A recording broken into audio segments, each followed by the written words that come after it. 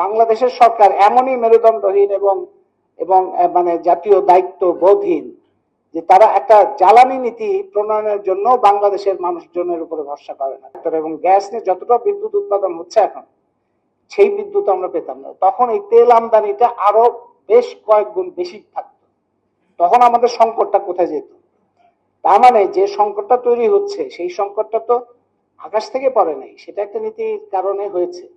Gas রপ্তানি প্রতিরোধের কারণে সেটা থেকে আমরা কিছুটা রক্ষা পেয়েছি, কিন্তু অন্যান্য ক্ষেত্রে এই আমদানি নির্ভর, আমদানিমুখী, বিদেশি ঋণ নির্ভর, বিদেশি কোম্পানিমুখী এই সমস্ত চুক্তিগুলি একের পর এক হয়েছে, এবং সেটার পেছনে যে সমস্ত প্রতিষ্ঠানগুলো আন্তর্জাতিক প্রতিষ্ঠান আছে তাদের উপরে নির্ভরশীলতা থাকলে এখান থেকে বেরোনো যাবে না। তার মধ্যে একটা হচ্ছে বিশ্ব ব্যাংক, একটা হচ্ছে IMF, একটা হচ্ছে ADB, আর একটা হচ্ছে জাইকা।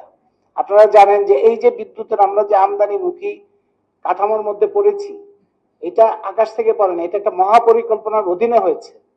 এটা হঠাৎ করে কোনো মন্ত্রী, প্রধানমন্ত্রী, প্রধান উপদেষ্টা এটা করে না। এটা একটা মহাপরিকল্পনা করে গুছিয়ে করা হয়েছে, এবং সেই মহাপরিকল্পনাটা কে করেছে? এটা জাইকা করেছে, বাংলাদেশের কোনো প্রতিষ্ঠান করেনি।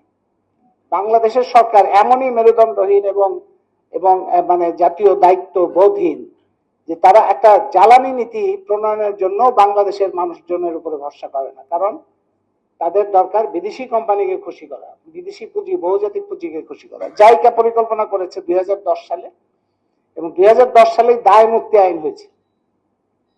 2010 সালে দায় মুক্তি আইন হয়েছে, 2010 সালে জাইকার মহাপরিকল্পনা হয়েছে। তার মানে দায় মুক্তি আইন করে ওই মহাপরিকল্পনা বাস্তবায়নের জন্য রেন্টাল, কুইক রেন্টাল থেকে শুরু করে কয়লা নির্ভর, তারপরে LNG নির্ভর, মানে আমদানি নির্ভর সমস্ত বিদেশি কোম্পানি নির্ভর এই প্রকল্পগুলো আস্তে আস্তে 2010 থেকে একটা ভয়ঙ্কর আকার ধারণ করেছে।